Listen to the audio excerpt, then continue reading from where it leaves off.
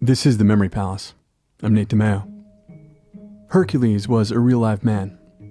There are a number of reasons we know for sure. His name, just the one name, just Hercules, shows up in tax records. He's there among a list of taxable property. In a census of slaves conducted in 1787, he is listed as a cook. He is mentioned in a handful of diaries and letters. There is a portrait that people think is him, a black man in a white chef's coat, his dark hair barely contained in his tight white chef's hat. It is probably him, but it could be someone else entirely. But Hercules was a real man. We have the evidence. And we have that evidence, those records, the diaries, the probable portrait, because George Washington owned him. And when you are George Washington, people save your stuff. They keep your writing, they keep the diaries and letters that your friends and your family wrote, just in case you, first president, founding father, hero of the revolution, show up in those diaries, just in case you answered their letters, so that historians and biographers in the Mount Vernon Ladies Association can tell your story, can give a full accounting of your life, can catalog its moments and chronicle its days. Hercules was one of George Washington's slaves, and so we know he existed. Though we don't know much beyond that. Hercules was born sometime around 1754. He was married, though we don't know when, to another slave named Alice. They had 3 kids, Richmond and Evie and Delia. George Washington bought Hercules from the guy who lived next door to Mount Vernon, then put him to work running a ferry across one of the rivers that ran through the estate. And then at some point he got transferred over to the kitchen, and he took to the work, and he became the head chef, the chief cook they called it. Hercules would make the food that George and Martha Washington and their family and their guests would eat. Washington's step-grandson wrote, and people still keep the things he wrote because he was Washington's step-grandson. He remembered Hercules fondly, as a celebrated artiste, as highly accomplished a proficient in the culinary art as could be found in the United States.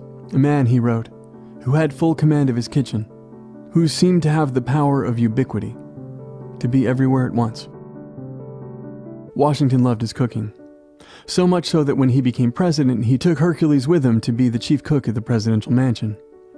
And this was back before they built the White House, back when the Capitol was in Philadelphia, Pennsylvania. And here's the thing about Pennsylvania then. They had a law that said that any slave who lived within its borders for more than 6 months would be freed. And the president wasn't above the law. But let's be clear, the president also didn't want to free his slaves. So every 6 months he'd send these people back home to Virginia for some interregnum, some period that would allow him to comply with the letter of the law. And then he would rotate these people back in for another 6 months, so that he could continue to own them. And so he sent Hercules back to Mount Vernon. It was a bummer for Washington to have to do it.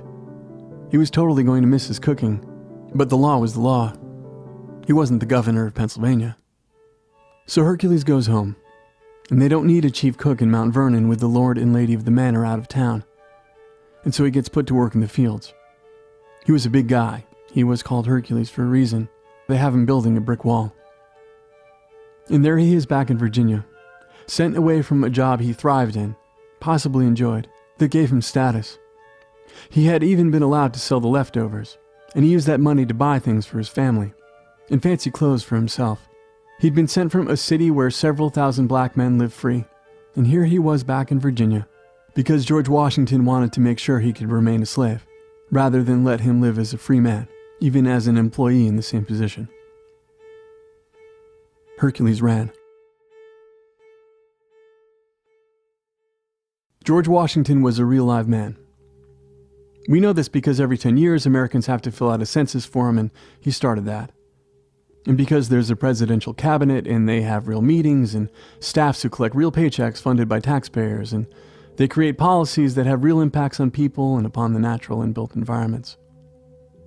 We know because Native Americans no longer own what we call downtown Chicago or much of Ohio. We know because there's a United States at all. Then there are all those portraits he sat in a room at one point with another real man. We know because we have his teeth, or his dentures anyway, which are actually teeth from other men, and pieces of teeth from horses and cattle and ivory from an elephant. He didn't put the dentures in very often because they couldn't really open and close, and they hurt besides, but there were times that those fake teeth were in his real mouth. And we have his hair, so much of it, kept by his barber, cut off by his personal assistant before Washington was buried in the ground. Because people had been writing to both he and the president for years asking for a lock of George Washington's hair as a souvenir. Some tangible connection. Because otherwise he's just an idea. A memory unremembered now. An image that can be conjured just by invoking his name. George Washington. See? There he was for a second there. A presence that can be summoned at will. With some inspirational quote on liberty, or to make some point about America, or Americanness, or leadership, or honesty, or bravery, or dentures, or the Delaware River. But he was a real man once. And he was once mad that another real man he owned had run away. Mad because his family missed the man's cooking. And mad because it made him look bad. He had been telling people he would never purchase another slave, and he felt pretty good about telling people that. But this thing with Hercules really put him in a tough spot. Here's a quote. "The running off of my cook has been the most inconvenient thing to this family. And what renders it more disagreeable is that I had resolved never to become master of another slave by purchase. But this resolution I fear I must break." Over the course of several letters, written over the course of more than a year, Washington kept pushing people to try and find Hercules. He kept suggesting places he could have gone, methods of capture, names of people who might have leads or could otherwise assist in the search. Meanwhile, people at Mount Vernon were suggesting he just hire a cook. They had a nice white woman in mind. But the president wanted Hercules back. He liked his food. And he liked that he worked for free. At one point, possibly as part of Washington's efforts to track him down, an aide to the Prince of France, who was staying at Mount Vernon, tried to get information from Hercules' 6-year-old daughter. He asked, wasn't she upset that her father left her? Wasn't she sad she'd never get to see him again? She shook her head. "Oh, sir," she said, "I am very glad because he is free now."